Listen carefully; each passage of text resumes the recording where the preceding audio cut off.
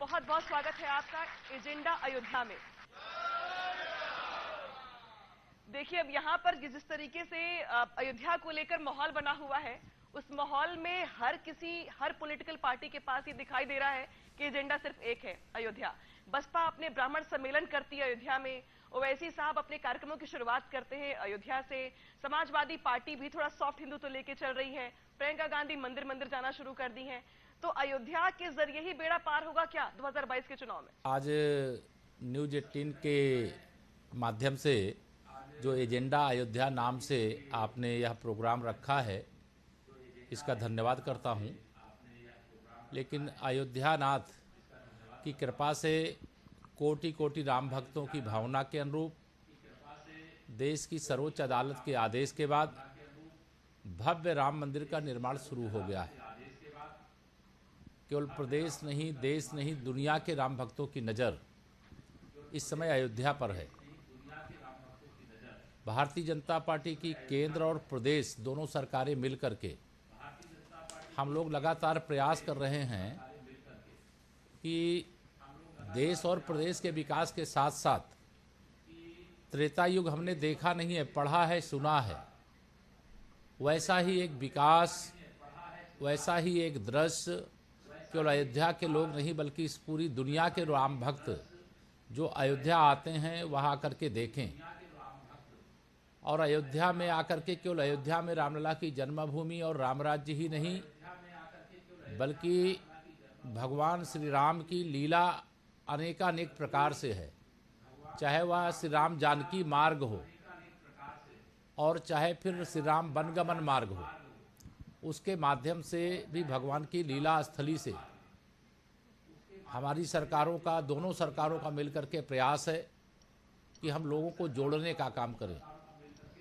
और उत्तर प्रदेश में जहां आस्था, आध्यात्म की दृष्टि से संतुष्टि, वहीं विकास और रोजगार की दृष्टि से एक बहुत बड़ा यह कार्य उत्तर प्रदेश की यानी रामलला की नगरी सरयू मैया के तट पर यह प्रारंभ हुआ है। मैं पूरे देश प्रदेश वासियों को ही नहीं, दुनिया भर के राम भक्तों को यह जरूर कहना चाहूँगा, उत्तर प्रदेश की सरकार के नाते, भारतीय जनता पार्टी का कार्यकर्ता होने के नाते, जो स्वप्न लोगों ने संजो करके रखा है उसे आदरणीय मोदी जी के मार्गदर्शन में, आदरणीय योगी जी के नेतृत्व में हमारी सरकार पूरा करके दिखाएगी। और पूरा करने का पूरी ईमानदारी से, सच्चे भाव से हम लोग प्रयास कर रहे हैं। उसका परिणाम ज़मीन पर काफ़ी कुछ दिखाई देने लगा है। और कुछ दिनों के अंदर इतनी बदली हुई अयोध्या नगरी होगी, इतना बदला हुआ जो भगवान श्री राम जी के लीला के मार्ग हैं वह मार्ग होंगे। और मार्गों में स्थित जितने भी स्थान हैं उस स्थान का भी सभी प्रकार से विकास करके लोगों को वहां तक जाने में किसी प्रकार की असुविधा न हो, यह सारा प्रबंध किया जा रहा है। जी, लेकिन ये तो मानेंगे ना आप कि आप जिस तरीके से काम गिनवा रहे हैं, सभी दलों की नजर अयोध्या पर है। सभी कार्यक्रमों की शुरुआत, खासतौर पे चुनावी कार्यक्रमों की शुरुआत अयोध्या से की जा रही है। तो 2022 के चुनाव में सभी दलों के लिए अयोध्या एजेंडा है। देखिए, भारतीय जनता पार्टी के लिए अयोध्या और अयोध्या नाथ आस्था के केंद्र हैं, श्रद्धा के केंद्र हैं, पूजा के केंद्र हैं।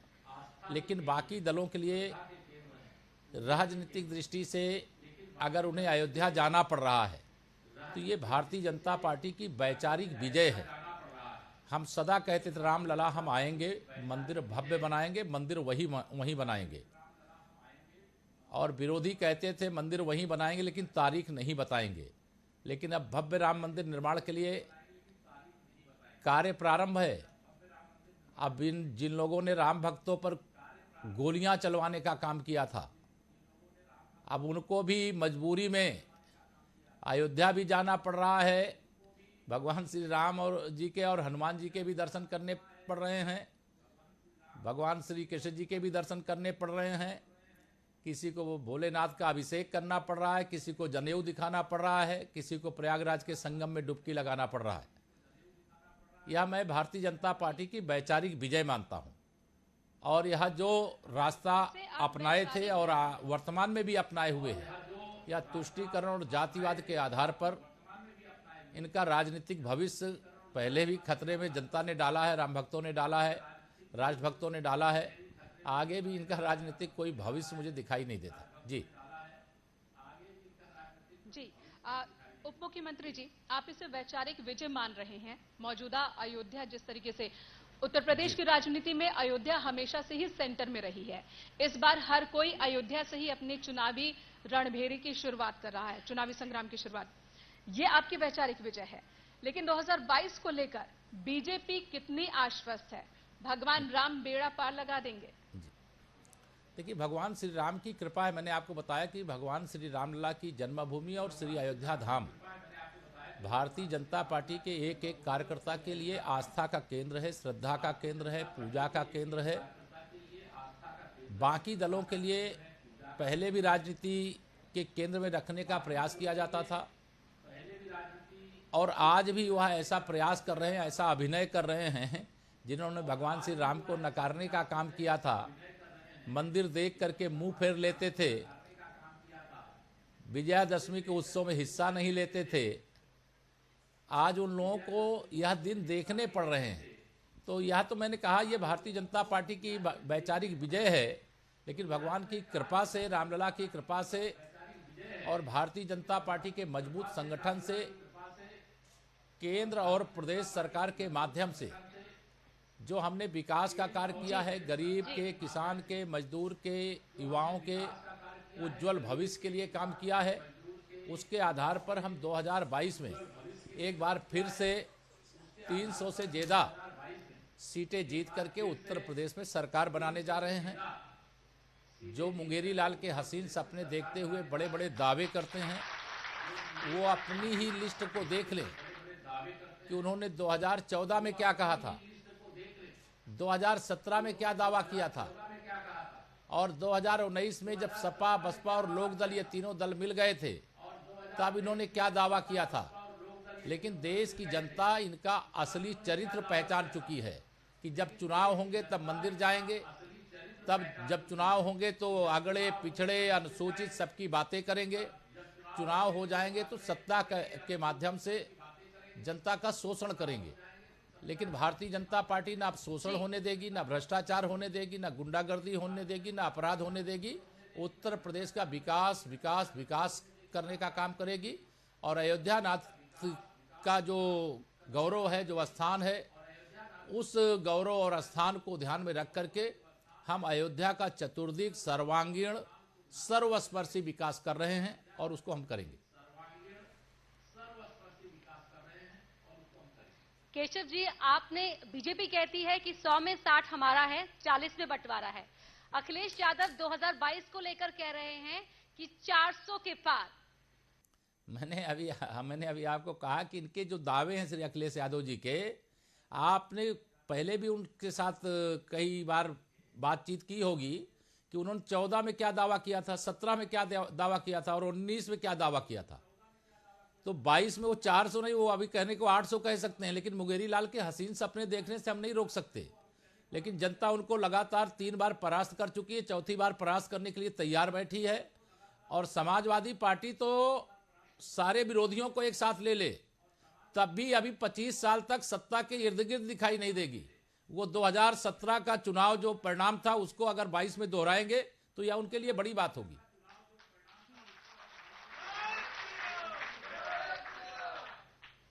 ठीक है, अभी जब आप बात कर रहे थे विपक्ष की राजनीति की, तो इन दिनों राजनीति लखीमपुर को भी लेके खूब हुई है। लखीमपुर को लेके प्रियंका गांधी कितनी सक्रिय रही वो आपने भी देखा, सभी ने देखा। प्रियंका गांधी हो, राहुल गांधी हो, अखिलेश यादव हो, चंद्रशेखर हो, ओम प्रकाश राजभर हो, अगर मैं नाम गिनवाऊं तो लगभग सभी विपक्षी नेता लखीमपुर जरूर गए।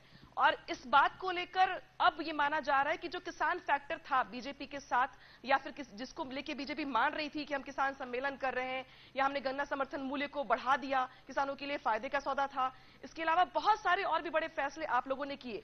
लेकिन क्या आपको लगता है कि लखीमपुर की एक घटना ने बहुत हद तक डैमेज किया आपको 2022 के चुनाव से पहले कम से कम? देखिए, मैं न्यूज 18 के मंच से यह पूरे विश्वास के साथ और दावे के साथ कह रहा हूं कि भारतीय जनता पार्टी के साथ उत्तर प्रदेश ही नहीं पूरे देश का किसान है। जो दुर्घटना हुई वो दुखद थी, उसका हम लोगों को भी दुख है, लेकिन किसी दुर्घटना की आड़ में घिनौनी राजनीति करना हो तो ये कांग्रेस, सपा, बसपा जैसे विपक्षी दलों का जो चरित्र इस दुखद घटना के कारण से दिखाई दिया है, उसको देखिए। अभी तो मैं इतना ही कहूँगा कि किसान हमारे साथ था, हमारे साथ है और पूरा विश्वास है कि किसान हमारे साथ ही रहेगा। बात विपक्ष की हुई केशव जी, लेकिन एक सवाल दोस्तों को लेकर भी। आपकी एक बहुत बड़ी खूबी कही जाती है, जमीन से आप जुड़े ही हुए हैं, कि हर वर्ग को अपने साथ ले चलते हैं, हर वर्ग के जो शख्स होते हैं वो आपके साथ जुड़ जाते हैं। राजभर के साथ क्या कनेक्शन है? कभी वो तारीफ करते हैं, कभी वो छिटक जाते हैं, भविष्य में क्या छिपा है? देखिए, भविष्य में क्या छिपा है मैं उस पर कोई चीज़ ऐसा अभी आपके साथ नहीं बता सकता, लेकिन जो भी उत्तर प्रदेश के हित में, देश के हित में राजनीति के माध्यम से कुछ अच्छा करना चाहता है और भारतीय जनता पार्टी के साथ आना चाहता है, भारतीय जनता पार्टी को जो भी प्रदेश की भाजपा की नीतियों को स्वीकार करता है, हमारे माननीय प्रधानमंत्री श्री नरेंद्र मोदी जी को अपना नेता स्वीकार करते हैं, हमारी विचारधारा को देश के समाज के हित में मानते हैं, और वो हमारे साथ कोई आता है तो निश्चित तौर से पार्टी का नेतृत्व है उस पर विचार करता है और विचार करके उनको अपने साथ लेने की बात करता है। चाहे हमारे साथ जो रहे उसमें से कोई हो या जो हमारे साथ नहीं थे उसमें से कोई हो, बहुत बड़ी संख्या में ऐसे लोग हैं जो भाजपा में आना चाहते हैं। पार्टी के अंदर एक सिस्टम बना हुआ है, उस सिस्टम के आधार पर विचार किया जाता है और विचार करके जिनको लेना होगा उनको लिया जाएगा, जिनको साथ जोड़ना होगा उनको साथ में जोड़ा जाएगा। जी, तो क्या राजभर जी की उन शर्तों से बीजेपी वाकिफ है और साथ लाने की कोशिश होगी, या उनकी कमी संजय निषाद से पूरी हो जाएगी? देखिए, मैंने कहा कि अभी जो आप सवाल कर रही हैं उस सवाल का जवाब, सवाल भी काल्पनिक हो जाएगा, जवाब भी काल्पनिक हो जाएगा। जब कोई ऐसी परिस्थिति पैदा होगी, जब किसी स्तर पे ऐसी कोई चर्चा होगी, तब उसके बाद आपसे जरूर बात करेंगे, लेकिन अभी ऐसी ना कोई चर्चा हुई है ना अधिकृत इस पर कोई सूचना हम आपको दे सकते हैं। मेरे आपसे दो सवाल हैं। पहला सवाल तो अखिलेश यादव की रथ यात्रा को लेकर है। एक तरफ अखिलेश यादव रथ यात्रा लेकर निकले हुए हैं, दूसरी ओर शिवपाल यादव भी रथ यात्रा लेकर निकले हुए हैं। चाचा और भतीजे जिस तरीके से 17 के चुनाव में परिवार में हमने बिखराव की स्थिति देखी थी, पार्टी को, आपको यानी बीजेपी को इसका फायदा हो गया, लेकिन अगर चाचा भतीजे मिल जाते हैं तो उस स्थिति में क्या होगा? और अखिलेश यादव जो रथ यात्रा के जरिए घूम घूम कर विपक्ष की ओर से जो आरोप लगाए जा रहे सरकार के कामकाज को लेकर, उस पर कैसे काउंटर करेंगे आप? आपने अनामिका जी मेरा एक नारा अभी दोहराया, आपने ही दोहराया कि 100 में से 60% हमारा है, 40% में बंटवारा है और बंटवारे में भी हमारा है।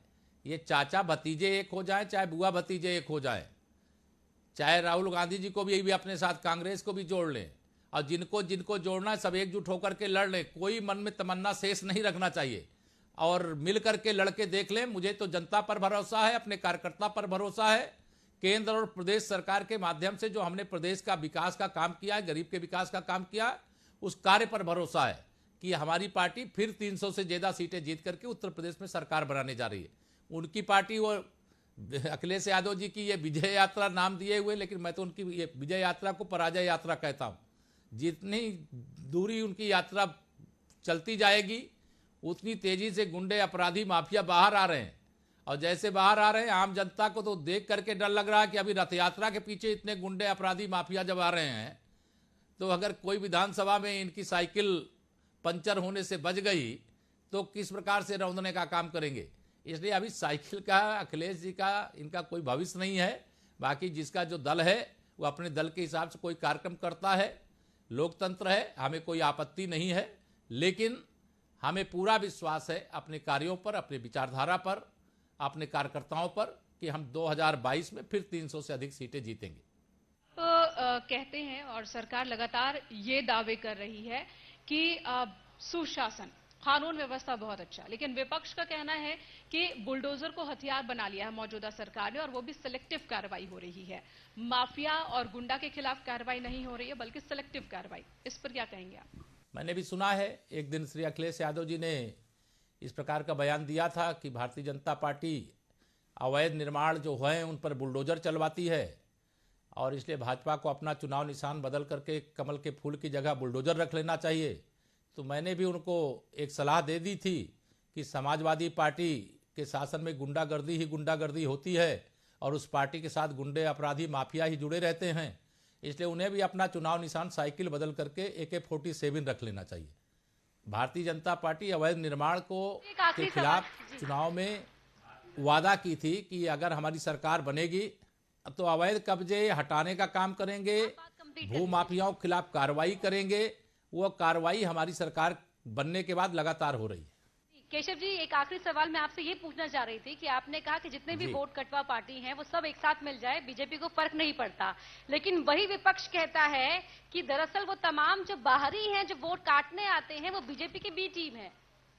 ये जो विपक्ष के लोग कहते हैं उनको मैं समझता हूं कि जब कोई मुद्दा नहीं होता, जब चुनाव में हार दिखाई देने लगती है तो वो इस प्रकार के बयान पहले से देना शुरू कर देते हैं।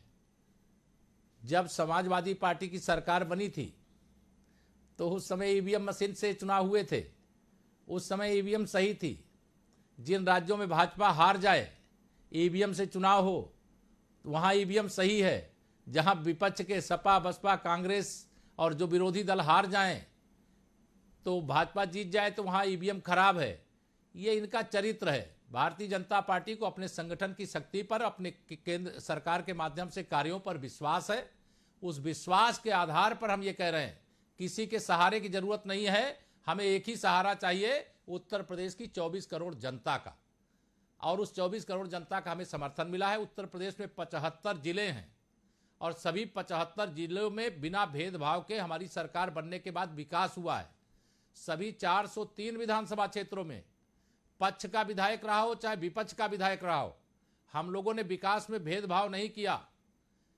गरीब कल्याण की योजनाओं में कौन हिंदू है, कौन मुसलमान है, कौन अगड़ा वर्ग है, कौन पिछड़ा वर्ग है, कौन अनुसूचित वर्ग है, कौन अनुसूचित जनजाति वर्ग का है, अगर वह जरूरतमंद है तो बिना भेदभाव के उसकी जरूरत को पूरा करने और योजना का लाभ देने का काम किया गया है।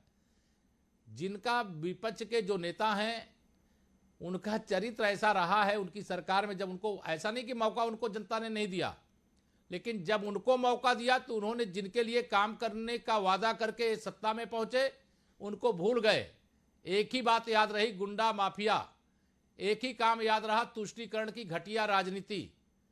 ये रोजा अवतार की पार्टियां करने वाले जो विपक्ष में बैठे हुए, चाहे वो सपा हो, बसपा हो, कांग्रेस हो या अन्य कोई दल हो, इनसे मेरा सवाल है ये बताएं कि यह रोजा अवतार की पार्टियां ही क्यों करते थे। नवरात्रि अभी बीत गई, विजयादशमी बीत गया, फलाहार करवाने के लिए क्यों नहीं बुलाते थे? पहले ये मंदिर क्यों नहीं जाते थे? पहले कुंभ में डुबकी क्यों नहीं लगाते थे? लेकिन आज इनको वह सब कुछ करना पड़ रहा है क्योंकि जनता भी जाग गई है और हमारी विचारधारा को जनता ने समझ लिया है, इसलिए लगातार हमें आशीर्वाद दे रहे हैं। आज हम देश की नहीं विश्व की सबसे बड़ी पार्टी हैं और उत्तर प्रदेश के अंदर हम बहुत मजबूती से चुनाव को लड़ने की तैयारी कर रहे हैं। हमारा संगठन, हमारा सरकार के माध्यम से काम और जनता का विश्वास, इसके आधार पर फिर एक बार कमल खिलेगा। शुक्रिया डिप्टी सीएम केशव प्रसाद मौर्य जी हमारे साथ जुड़ने के लिए।